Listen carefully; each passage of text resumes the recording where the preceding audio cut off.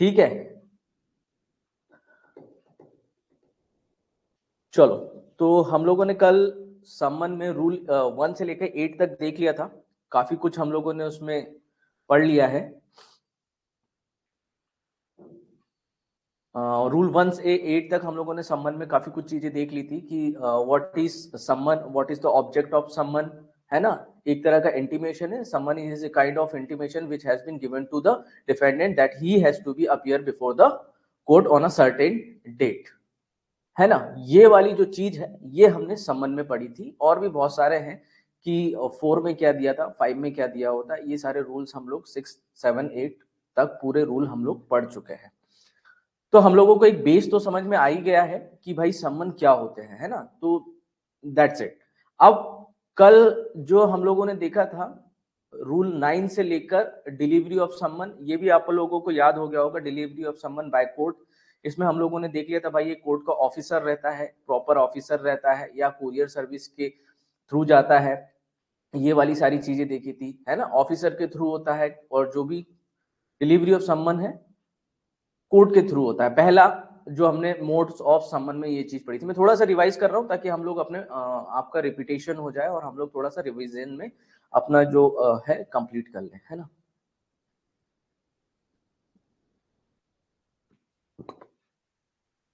तो फिर रूल 9 में बाय कोर्ट, तो कोर्ट के थ्रू यदि हम लोग करवा रहे थे तो हम लोगों ने देखा था कोर्ट के थ्रू डिलीवरी ऑफ सम्मन करवा रहे थे। सम्मन तो करना है पर हम लोग टाइप्स देख रहे थे, मोड्स देख रहे थे कि किस तरह से सर्विस ऑफ सम्मन हो सकता है। तो पहला हम लोगों ने देखा था first and important, it summon is to be served by the court itself, है ना। कोर्ट ही सम्मन करेगी। बट ऑब्वियस सी बात है जज साहब तो कोई खुद जाने नहीं वाले हैं। ऑब्वियसली कौन जाने वाला है, द कोर्ट ऑफिसर, है ना, जिसको भी वो अथोराइज करेगी। और कुछ ऐसे ऑफिसर होते हैं जो गांव गांव जाके सम्मन की तामील करते हैं। उनका एक स्पेसिफिक नाम होता है जो मुझे, जो जनरली प्रैक्टिकल लाइफ में चलता है, थोड़ा कुछ एक अजीब सा नाम है, वो मुझे याद नहीं आ रहा। तो वो जाते हैं कोर्ट की तरफ से सम्मन करने के लिए। तो वो हो गया। फिर ये वाला देख लिया था, मोड्स ऑफ सर्विस ऑफ सम्मन देख लिया था हमने। इसमें ये देखा था बाय पोस्ट हो सकता है, फैक्स हो सकता है, ईमेल से हो सकता है और अदर इलेक्ट्रॉनिक फॉर्म्स में हो सकता है। और ये जो मोड्स है, this shall be determined by the high court, है ना, कि कौन सा फॉर्म है जो यूज होगा। It shall be determined by the high court, है ना। फिर ये भी पढ़ा था कि आउटसाइड जूरिसडिक्शन में सम्मन की सर्विस कैसे होगी और इनसाइड में सर्विस की सम्मन कैसे होगी।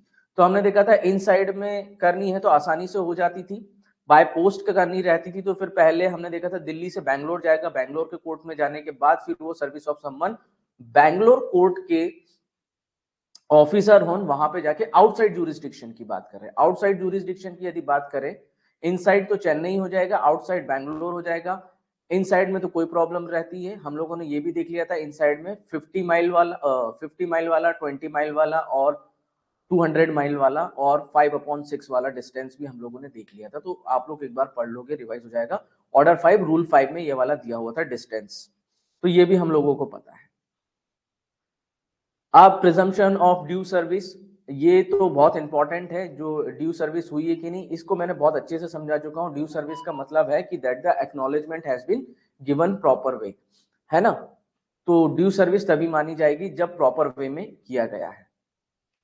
अब पैनल फॉर कुरियर एजेंसीज, ये कौन डिसाइड करेगा, तो ये बहुत एक इंपॉर्टेंट प्रीलिम्स का क्वेश्चन है जो कि मैंने ऑलरेडी बता दिया था आप लोगों को कि who shell decide that, who shall decide what shall be the panel of courier agencies। courier agencies में कौन कौन होगा, तो मैंने ये बता दिया था कि यदि आपने उस कोरियर सर्विस के थ्रू यदि आपका सम्मन भिजवाया है which has not been paneled by the high court or district judges, then it shall not be considered as a duly served of सम्मन, है ना। ऐसा नहीं माना जाएगा कि सम्मन प्रॉपर वे में सम्मन किया गया है।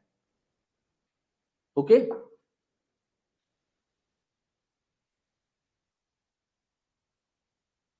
क्या बोल रहा है,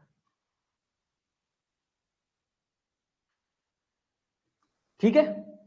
तो इतनी बात तो आप लोगों को रिवाइज हो गई थी। फिर अपन ने दूसरा पॉइंट देखा था, summon given to the plaintiff for service. Obvious ही बात है, हमारा प्लेंटिफ अनुज है और जो डिफेंडेंट है हमारा वो है हमारा नीरज, तो उसको उसके घर पर जाकर देगा, है ना। फिर किस किस को देगा, किस फॉर्म में देगा, ये सब हम लोगों ने समझ लिया था कल। तो दो तरीके के समझ लिए, बाय कोर्ट, बाय प्लेंटिफ खुद जाके देगा। मोड्स में भी हम लोगों ने देखा था, वो चाहे तो मोड्स जो यूज कर सकता है, वो मोड्स जो है, जो हमारा प्लेंटिफ है, जो हमारा अनुज है, वो कैसे जा सकता है, वो रजिस्टर्ड पोर्ट से भी भेज सकता है, ईमेल से, और अदर इलेक्ट्रॉनिक फॉर्म से भी वो भेज सकता है। ये सारी चीजें यहां तक हम लोगों ने देख रखी थी। अब इतना सारा जहां सेवरल डिफेंडेंट है, फिर ये वाला फॉर्मूला बताया था मैंने आप लोगों को 11 से लेके 15 तक का फॉर्मूला, जो कि शायद आप लोगों को याद होगा, हो गया होगा। क्या बताया था फॉर्मूला? 11 से लेकर 15 तक का मैंने एक फॉर्मूला बताया था जिसका नाम है द बीम या द बीफ, है ना। ये फॉर्मूला बताया था। 11 का मतलब होता है जहां बहुत सारे डिफेंडेंट हो, ए का मतलब है जहां पे उसका एजेंट हो उसको सर्व ऑफ समन कर दो, है ना। तो ये सारी चीजें हम लोगों ने देखी थी विद एग्जांपल। अब इसका मेन जहां पे लिखा हुआ है वहां पे जल्दी से सॉल्व करा देता हूं और अपने टॉपिक पे आ जाता हूं, है ना।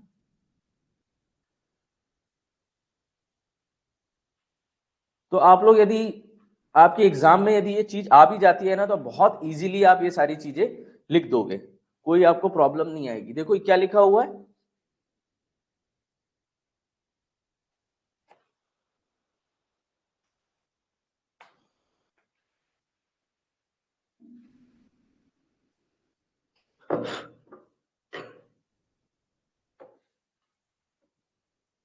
द यानी डिफेंडेंट एजेंट, जहां पर वो बिजनेस करता है ना। और फिर यहाँ पे इमूवेबल प्रॉपर्टी के बारे में लिखा था, और मेल मेंबर पे होगा। तो ये मेल मेंबर के बारे में भी अपन ने काफी कुछ 15 में पढ़ा था। तो भाई मेल मेंबर में काफी बहुत अच्छे से पढ़ा था, उसके सास ससुर के बारे में पढ़ा था, पापा मम्मी के बारे में पढ़ा था, किसको सर्व करके आए हो, और वो परमानेंट मेंबर है कि नहीं वहां पे, या टेम्पररी मेंबर तो नहीं है। तो आई होप कि ये सारी कल की यहाँ 15 तक आपको काफी कुछ समझ में आ गया होगा। इमूवेबल प्रॉपर्टी पे कौन रहता है, ये सारे प्रीलिम्स के क्वेश्चन होते हैं। ये वाला प्रीलिम्स, ये भी प्रीलिम्स, ये भी प्रीलिम्स, ये भी प्रीलिम्स, ये भी प्रीलिम्स, बट एज वेल ये मेंस का क्वेश्चन भी है। तो सोचो आप, ऑर्डर 5 अपन लोग इतना बड़ा पढ़ रहे हैं, उसमें ये सारा सब कुछ लिख के आना है। तो ये शॉर्ट चीजें लिख के आनी है इसमें, ये सब शॉर्ट लिख के आना है, पूरा पूरा शॉर्ट में लिख के आना है ये। तभी तो आपका ऑर्डर 5 पूरा हो पाएगा, नहीं तो ऑर्डर 5 आप कैसे पूरा कर पाओगे, इतना बड़ा है ऑर्डर 5। ठीक है,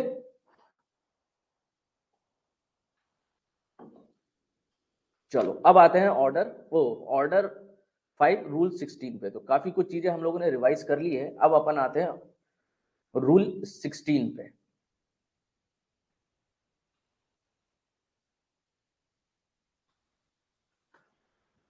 बस एक्सपेक्टेशन मेरी यही है कि आप लोग रिवाइज जरूर करो, यदि रिवाइज नहीं करोगे तो कोई बेनिफिट नहीं होने वाला आप लोगों को, है ना। तो देखो order 16, person served to sign the acknowledgement. क्या बोल रहा है, सबसे मेन इंपॉर्टेंट चीज है कि जहां पे भी ये सर्व करके आए हैं वहां पे उस पर्सन का एक्नॉलेजमेंट विद साइन होना चाहिए। सो ये 16 जो बोल रही है, this is one of the most important, कि समन सर्व्ड हुआ है कि नहीं। This rule mandate that when the someone is served, the person receiving it, whether the defendant, there agent, authorised person, ये जितने भी हम लोग ऊपर पढ़े हैं 11 से लेकर 15 तक, जितने भी लोगों के बारे में पढ़ा है, यही एक्नॉलेज करने वाले हैं, यही एक्नॉलेज करेंगे, क्योंकि इन लोगों ने ही रिसीव किया है। Acknowledge, receive by signing on the original summon provided by the serving officer. बस इतनी सी बात लिखी हुई है, जो आई डोंट थिंक कि पढ़ने की जरूरत है। इसमें एक्नॉलेजमेंट चाहिए, बट इसमें क्या है कि एक्नॉलेजमेंट में क्या होना चाहिए, इंपॉर्टेंट चीज क्या है, the service officer must obtain a signature. भाई बिना सिग्नेचर किए यदि वो चला गया वहां से, तो फिर it shall be deemed that someone has not been served. ये केस को क्रॉस कर देगा, है ना। एक तरह से सामने वाली पार्टी जो नीरज है, नीरज वाली जो पार्टी है, ये अनुज के केस को खत्म भी करवा सकता है। क्या कहकर कि सर इसने, ये यदि बोल रहा है कि someone has been duly served, but signature कहाँ है इसमें? सिग्नेचर तो है ही नहीं कहीं भी, किसने सिग्नेचर किया है? तो कैसे मान लिया जाए कि एक्नॉलेज हो गया है? तो ये बहुत खतरनाक चीज है ना? So this is very important, signature is very important. So the acknowledgement endorse और the original summon which is to return to the court as a proof of service. देखो ये प्रूफ ऑफ सर्विस है, नहीं तो अनुज तो बोल देगा कि सम्मन सर्व हो गए. बट आज ही यदि हम लोग उस चीज पे पहुंच जाएंगे ऑर्डर 9 पे, तो आप लोगों को बहुत सारी चीजें पता चल जाएगी कि भाई सम्मन नहीं होने के कारण क्या हो सकता है. ये ऑर्डर 9 में पढ़ेंगे आज अपन, यदि आज अपन वहां पे पहुंच जाते हैं तो. चलो ठीक है, ये था ऑर्डर 5 रूल 16. ये है one of the most important, इसी को बोलते हैं सब्स्टिट्यूट सर्विस. इसको क्या बोलते हैं? Substitute service. इसको बोलते हैं सब्स्टिट्यूट सर्विस. ठीक है, अब देखो सब्स्टिट्यूट सर्विस क्या कहते हैं, ये कल मैंने ऑलरेडी काफी कुछ समझा दिया था इसके बारे में. वही है, सीधी सी बात है, किसी भी तरह से सर्विस ऑफ सम्मन किया जा रहा है. अब अपन यहां पे देख ले, procedure when defendant refuse to accept service और कैन नॉट बी फाउंड. ये यहाँ पे दो इंपॉर्टेंट चीजें हैं जो हम लोगों को समझनी है. पहला वर्ड क्या लिखा है? डिफेंडेंट रिफ्यूज, तो 1 नंबर, तो 1 नंबर. फिर एक्सेप्ट, रिफ्यूज टू एक्सेप्ट, ये पूरा एक ही हो गया.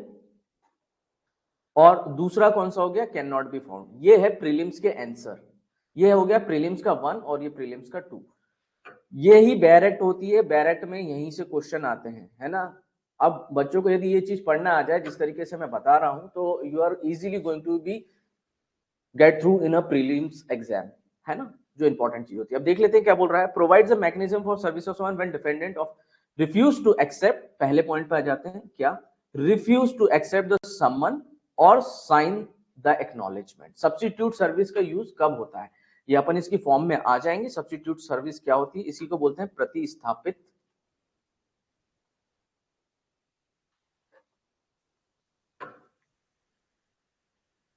है ना? प्रतिस्थापित सम्मन.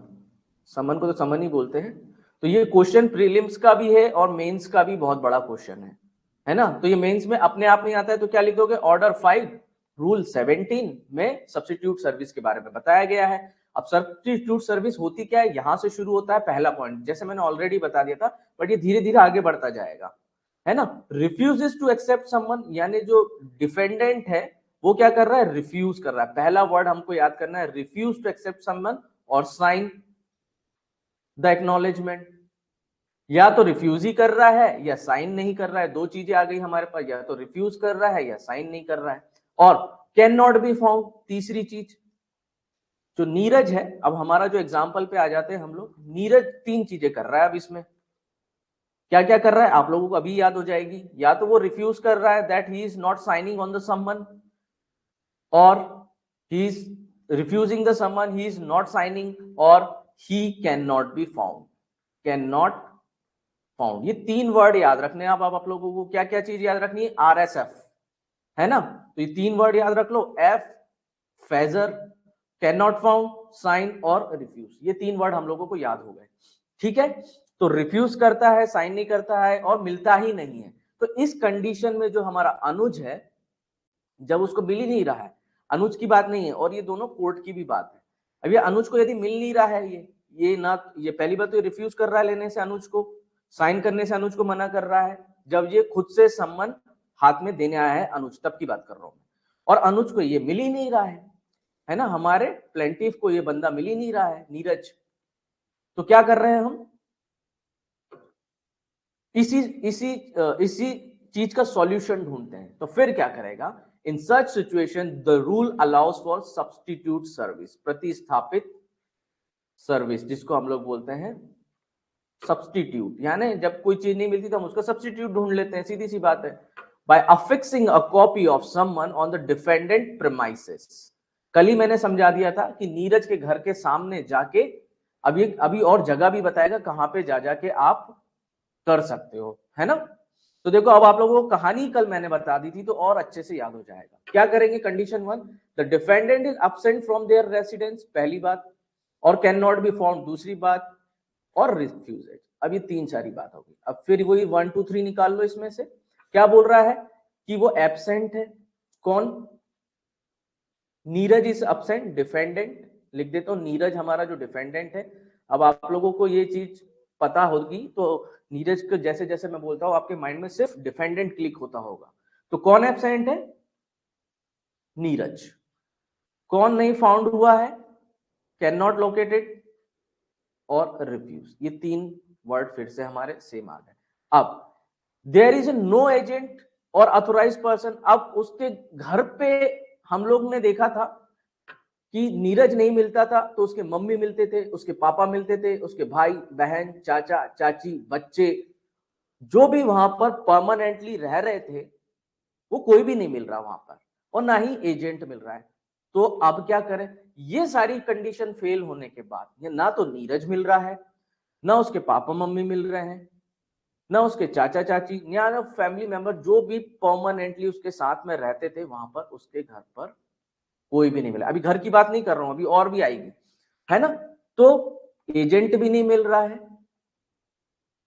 और अथोराइज्ड पर्सन भी नहीं मिल रहे हैं। तो ये सारे लोग, है ना।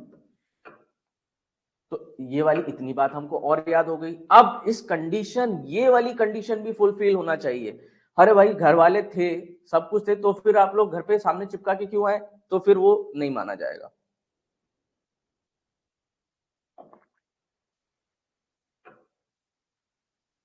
अब आते हैं अपन नेक्स्ट फॉर्म पे, अफेक्सेशन। तो ये देखो, ये तीन कंडीशन अपन ने देख ली कि ये कंडीशन है।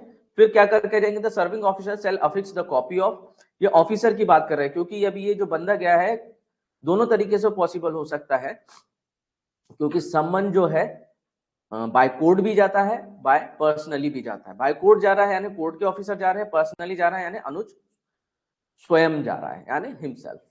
The serving officer shall affix a copy of summon on the outer door और another conspicuous part of the, ये हाईलाइट करता जा रहा हूं मैं सब, कहां पे चिपका के आएगा? आउटर डोर और another conspicuous part of the defendant residence. अब तीन जगह पे चिपका के आएगा। ये दो वर्ड आप लोगों को याद हो गए? क्या याद हो गए? कि आउटर डोर पे चिपका के आएगा यानी उसके दरवाजों पर, या एनी कॉन्स्पिशियस, अभी बता रहा हूं कॉन्स्पिशियस पार्ट क्या होता है, ऑफ द डिफेंडेंट। तीन लिखे हो, 1 2 3। ये वर्ड तो आप लोग याद ही कर लोगे।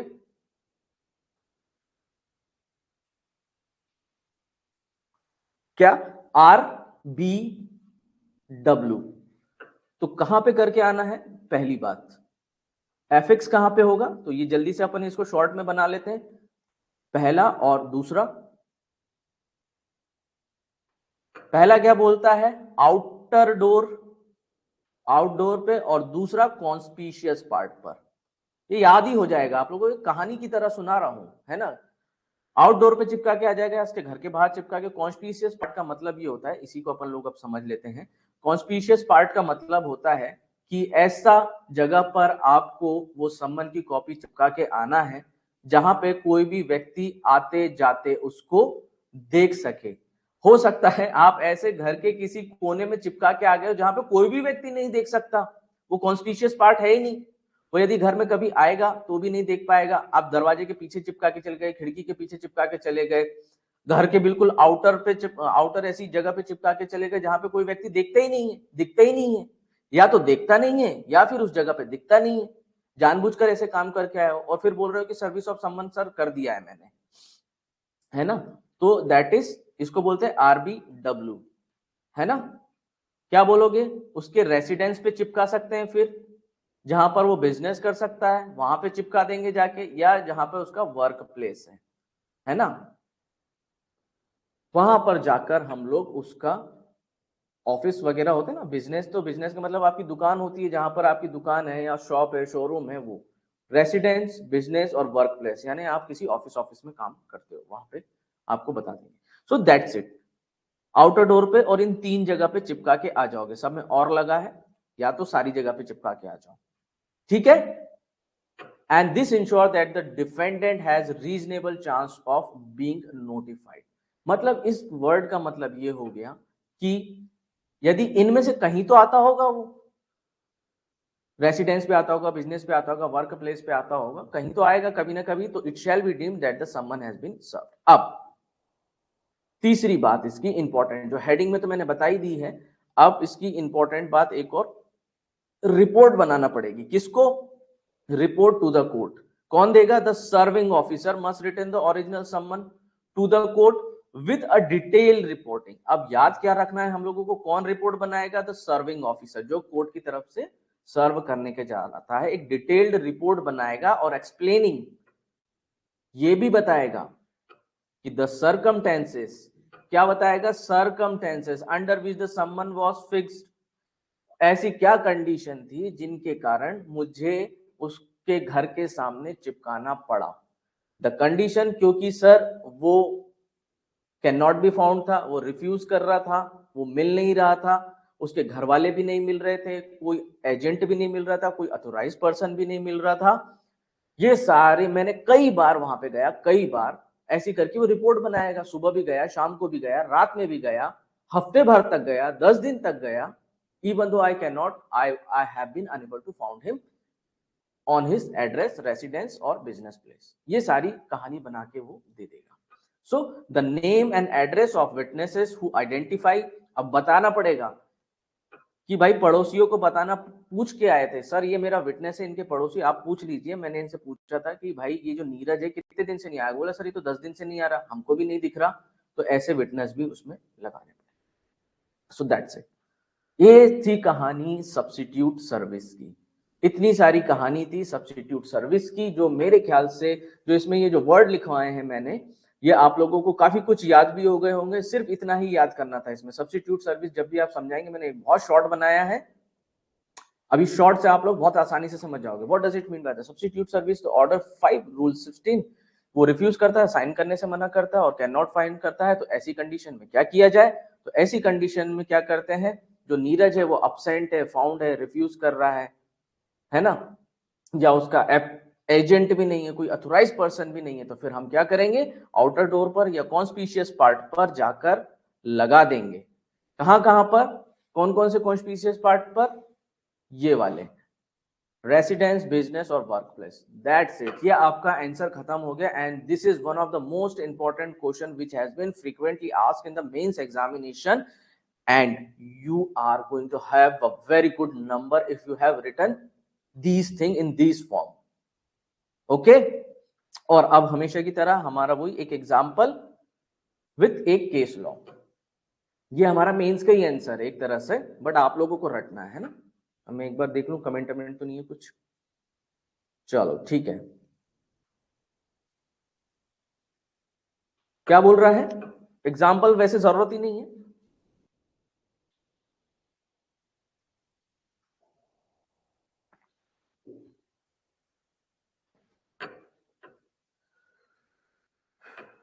A defendant is not present at their residence and no family member। देखो ये बात याद रखनी है आप लोगों को, कौन? डिफेंडेंट भी नहीं है और कोई फैमिली मेंबर भी नहीं है, और तो और यहां पे मैं यदि जोड़ दूं, एजेंट भी नहीं है। The serving officer affix the summon on the door of the house और एनी कॉन्स्पिशियस पार्ट। ये हमारा आंसर हो गया। The defendant refuse to sign, पहली कंडीशन बताई कि कोई भी नहीं मिला, डिफेंडेंट भी नहीं मिला या कोई फैमिली मेंबर भी नहीं मिला। दूसरी कंडीशन, मिल तो गया पर रिफ्यूज कर रहा है। रिफ्यूज कर रहा है तो भी हम चिपका के आ जाएंगे। क्या? साइन करने से मना कर रहा है तो भी हम चिपका के आ जाएंगे, है ना। दोनों कंडीशन, कैन नॉट फाउंड और no sign, no found and no sign, दोनों एग्जांपल हो गए अपने पास। ये आप ऐसे करके लिख दोगे तो आपको बहुत अच्छे नंबर मिल जाएंगे। अब जल्दी से एक केस लो। The court held that the affixation under rule 70 is valid provided the officer follow the procedure diligently and submit a detailed report। ये यहां पे इंपॉर्टेंट हो जाएगा, diligently submit a detailed report, है ना। इतना सी बात आप लोगों को लिखनी है केस लॉ में, क्योंकि कई बार क्या होता है, वो घर पे भी है, नीरज भी घर पे है, घर वाले भी घर पर हैं, एजेंट भी है, तब भी वो बोल रहा है कि सर मेरे को नहीं मिला और आपने घर के बाहर चिपका कर आ गए। ये प्रूफ करना पड़ेगा। सो आई होप ये वाली बात समझ में आ गई होगी। अब इंडोर्समेंट, उसी के आगे जब आप ऑर्डर 5 का रूल 18 आपको साथ में सब्स्टिट्यूट सर्विस के लिखना पड़ेगा, ये वाला है ना, ये आपको साथ में किसके लिखना पड़ेगा, ऑर्डर 5। जब भी सब्स्टिट्यूट पूछा जाएगा तो रूल 17 प्लस रूल 18 भी आपको साथ में लिखना पड़ेगा। क्यों, ये यहां से समझ में आ जाएगा। एंडोर्समेंट रिक्वायरमेंट्स क्या बोल रहा है, endorsement of time and manner of service, दोनों चीजें हैं। एंडोर्समेंट का मतलब साइन, सील साइन कर दिया आपने, एंडोर्स कर दिया उस चीज को। Rule 18 ensure that the serving officer provides a detail account of how and when a summon was serve. देखो ये होता है एंडोर्समेंट कि सर मैं उनके घर पर शाम को 6 बजे भी गया था और इसलिए गया था क्योंकि वो मिल नहीं रहा था, हाउ, और व्हेन समवन वाज सर्व, क्योंकि शाम को 6 बजे गया था। It mandated that the officer in all places where summon is serve personally और other must endorse a return on the original summon. ये क्लियरली उसको बताना पड़ेगा, ये चीज उसने बताई इंडोर्समेंट करके। The serving officer must note time and manner of service of someone, कैसे करके आया, तो कॉन्स्पिशियस पार्ट पे लगा के आ गया, सीधी सी बात ये बताएगा कितने बजे और कहां पर। फिर क्या पढ़ेगा, पहली बात ये बताएगा, दूसरी बात the officer must also provide the name and address of the person who identified the person, तो ये वाली दोनों चीज, टाइम भी बताएगा, मैनर भी बताएगा, और विटनेस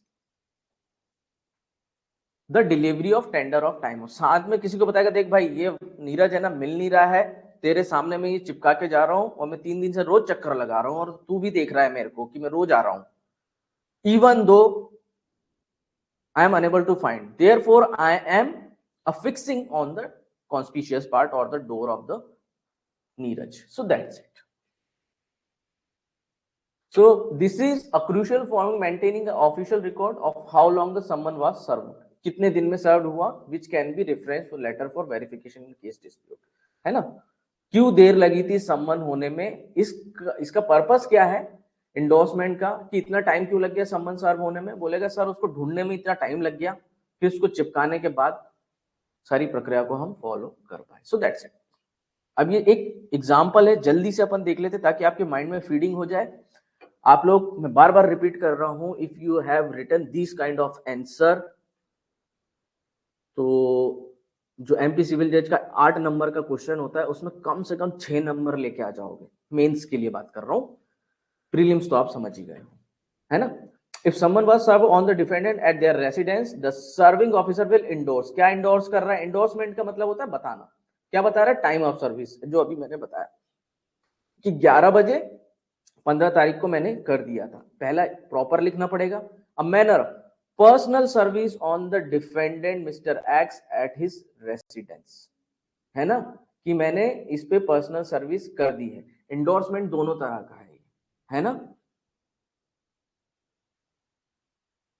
कौन सा, पहला, एक तो होता है हमारा नॉर्मल सर, इसको नॉर्मल नहीं बोलते हुए हम इसको एक वर्ड देते हैं जो इसकी लैंग्वेज में हम लोग बोलते हैं, क्या बोलते हैं इसकी लैंग्वेज में, ऑर्डिनरी, और डी जो भी स्पेलिंग है देख लेंगे, ऑर्डिनरी। और एक ये होती है सब्स्टिट्यूट। सब्स्टिट्यूट में क्या लिख देंगे, तो ऑर्डिनरी तो हम लोगों ने देख ही चुके हैं, ऑर्डिनरी के लिए भी इंडोर्समेंट चाहिए और सब्स्टिट्यूट के लिए भी इंडोर्समेंट चाहिए, है ना। तो दोनों तरह के सम्मन जो हो रहे हैं, जो ऑर्डिनरी सम्मन हो रहे हैं और जो सब्स्टिट्यूट सर्विस हो रही है, दोनों में ही इंडोर्समेंट करना पड़ेगा, है ना, दोनों में ही इंडोर्समेंट करना पड़ेगा उसको, कि कब कहां कैसे सर्व किया है ना। तो ये पर्सनल सर्विस बोल रहे हैं कि मैं नीरज को उसके हाथ में देके आया हूं, mister x it S, witness जो भी था उसका नाम। आई होप ये वाली बात आप लोगों के समझ में आ गई होगी।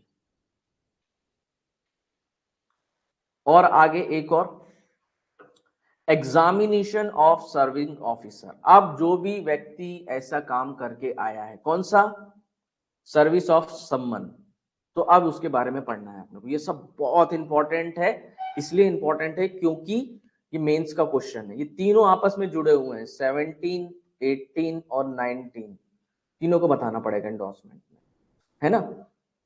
Rule 19 provides that when someone is written under 17, है ना, ये देखो 17 में प्लस हो गया ना ये, ये इंडोर्समेंट में प्लस हो गया, और ये क्या बोल रहा है, rule 19 provide that when someone is return under rule 17 substitute service and the return has not been verified by the affidavit from the serving officer, तो क्या होगा, the court may examine the officer on oath if the officer has verified that the return by an affidavit। अब इसके main exam property पढ़ लेते हैं।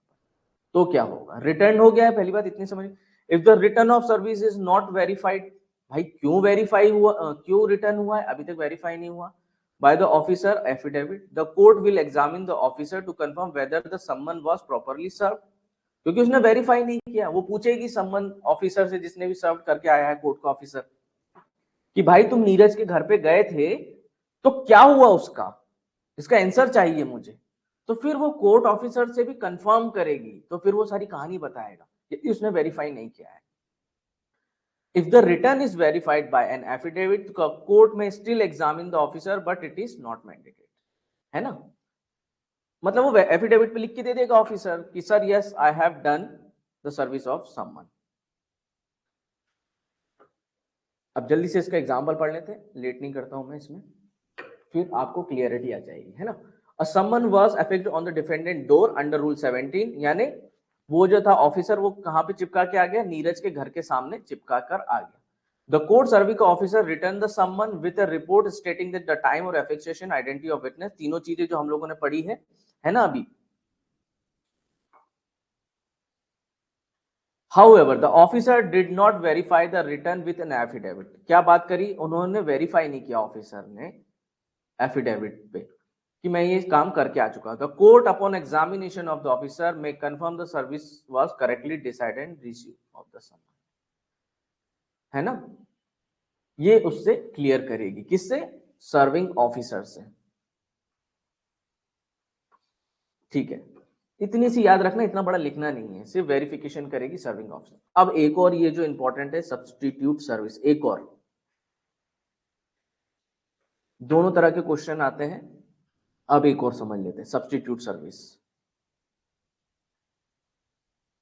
क्या बोल रहा है। Order 5 rule 20 Rule 20 of the Code of Civil Procedure deals with the substitute service. This rule allows the court to alternative method to serve someone when the defendant is evading service or when the someone cannot be served in the usual manner। हमारे usual manner क्या क्या है, simple सी बात है कि personally दे के आना है, या फैमिली मेंबर को दे के आना है, या एजेंट को दे के आना है, या अपन ऐसा लिख दे DAIF,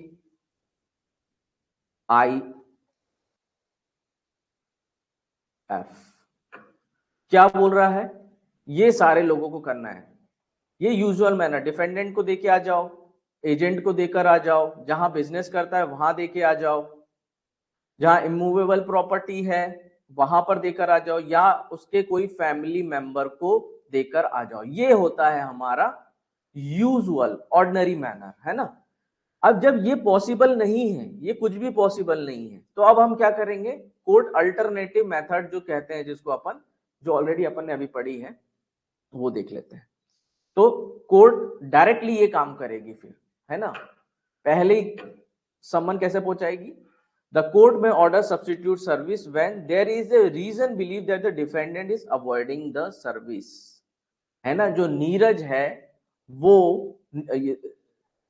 कि नीरज जो है वो अवॉइड कर रहा है सर्विस ऑफ समन को। क्या कर रहा है, पहला लिख देते अपन, अवॉइड कर रहा है, इसलिए नहीं हो पाएगा। The summon can not be serve in a usual manner. दूसरी इंपॉर्टेंट चीज, एक तो अवॉइड कर रहा है और एक यूजुअल मैनर में नहीं हो सकता। जो मैंने बताया ये यूजुअल मैनर है ना। तो आप वो भी बात समझ गए होंगे कि यूजुअल मैनर क्या होता है। तो ये वाला वर्ड भी समझ गए आप और ये वाला वर्ड भी समझ गए, है ना। Due to any other reason the defendant is not available on the address और नॉट ट्रेसेबल। ये सारी चीजें मैंने बता दी आप लोगों को ऑलरेडी कि वो मिल नहीं सकता है ना, कैन नॉट फाउंड हो गया है। तो फिर ये वाली क्या क्या, अब मेथड क्या क्या, वो ही सारी चीजें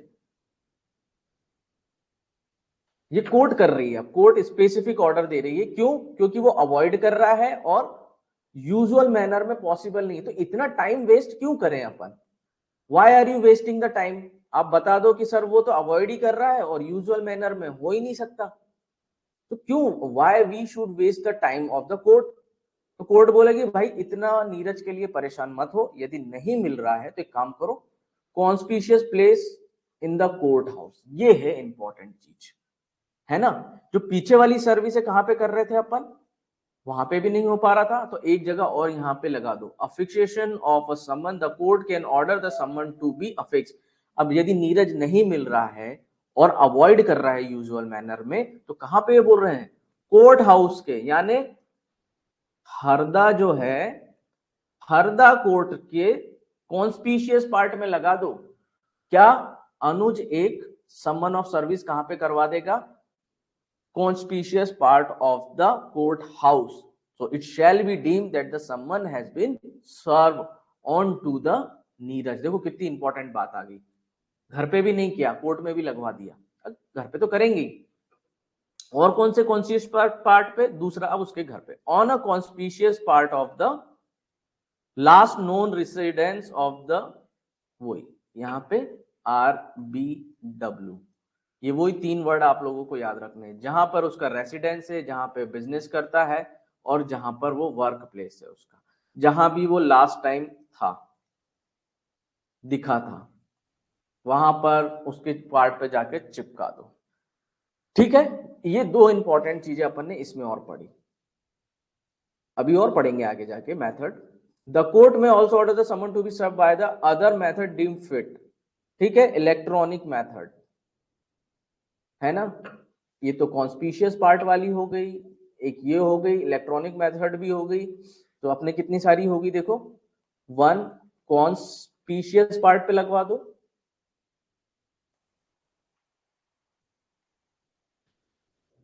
दूसरा इलेक्ट्रॉनिक फॉर्म में लगवा दो, तीसरा अब आ रहा है जो एडवर्टीजमेंट इन न्यूज़पेपर, तो ये देखो आसानी से याद हो जाएगा आप लोगों को, कोई आई डोंट थिंक कि बहुत ज्यादा टफ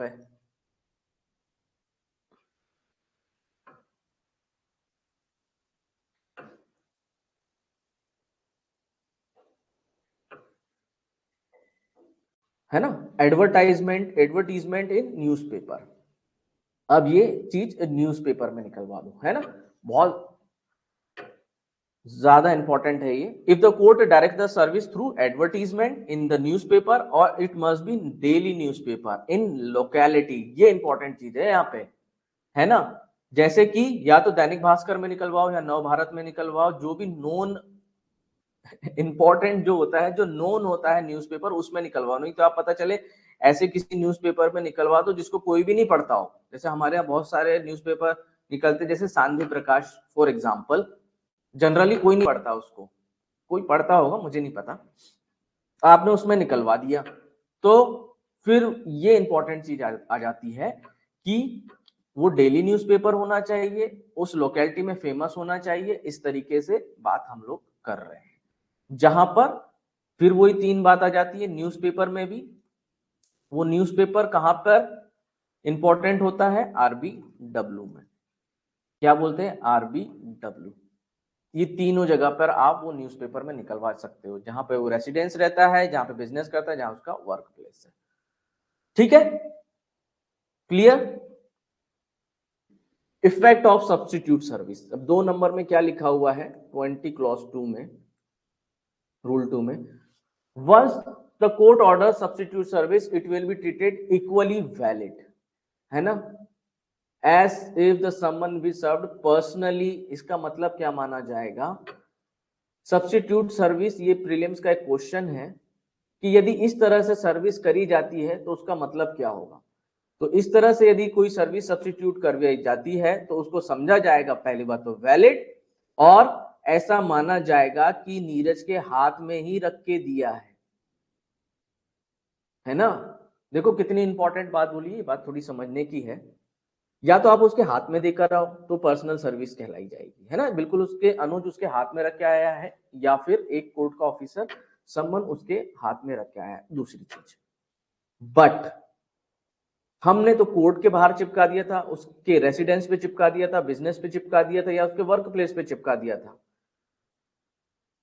तो भी ऐसा माना जाएगा कि उसको पर्सनली सर्व किया गया है ना। तो ये एक प्रीलिम्स का आंसर है, ये वाला प्रीलिम्स का आंसर है, as had been personally on the defendant. ये प्रीलिम्स का आंसर है, ध्यान दीजिएगा, है ना। सो इतना था। अब टाइम फॉर अपीयरेंस, अब उसको चिपका के तो आ गए वो अपन। अब 20(3) में क्या बता रहा है, चिपका के तो आ गए। क्या बोल रहा है, if the substitute services order the court will set a time frame for the defendant to appear in a court. उसमें लिख देगा वो कि भाई जहां पे भी चिपका के आए समन, उसमें लिख दिया जाएगा, है ना। This time frame will be determined based on the circumstances of the case, ensuring that the defendant has adequate time to respond the suit. उसमें टाइम भी लिखा रहेगा कि इतनी तारीख को इतने बजे आपको, बजे तो नहीं, इतनी तारीख को आपको कोर्ट में प्रस्तुत होना है ना। सो मेरे ख्याल से ये पूरा पूरा सब्स्टिट्यूट सर्विस आप लोगों के समझ में आ गया होगा, है ना।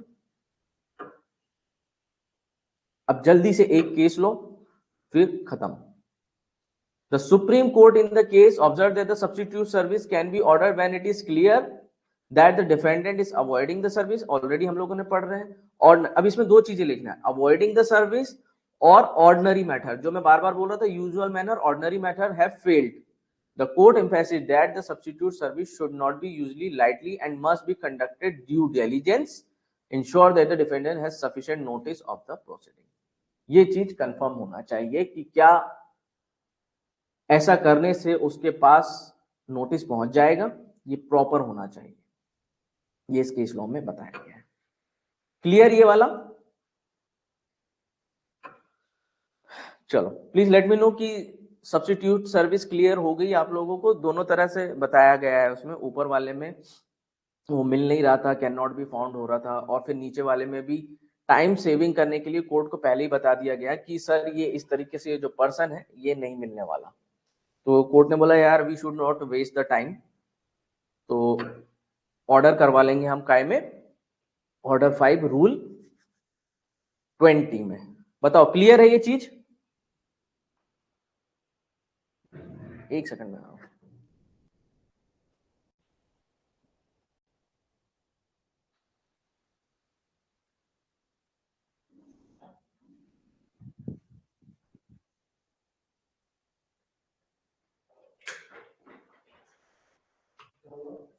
अरे पानी नहीं लिया था।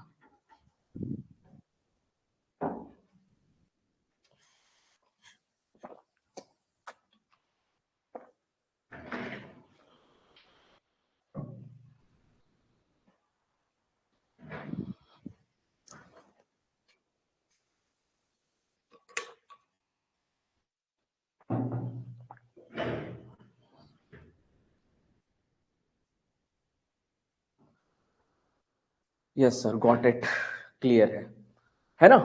देखो इजी बहुत है ना। देखो अब मेरे अकॉर्डिंग टू मी, यदि आप लोग कोई भी एग्जाम देते हो तो इसमें जो ये मैंने ये जो हेडिंग टाइटल है, ये जो हेडिंग टाइटल मैंने जो आप लोगों को बताए हुए हैं, यदि आप इन सिर्फ इसकी क्या बोलते हैं फ्रेमिंग कर लो मेंस एग्जामिनेशन के लिए, यदि ये जो मैंने पूरा का पूरा अभी पढ़ाया है आप लोगों को, इसके मेन वर्ड निकाल लो, जो कीवर्ड्स हैं, इन्हीं यदि कीवर्ड्स को आप लोग निकाल लोगे तो ही आप लोगों को काफी कुछ सब्स्टिट्यूट सर्विस याद हो जाएगी।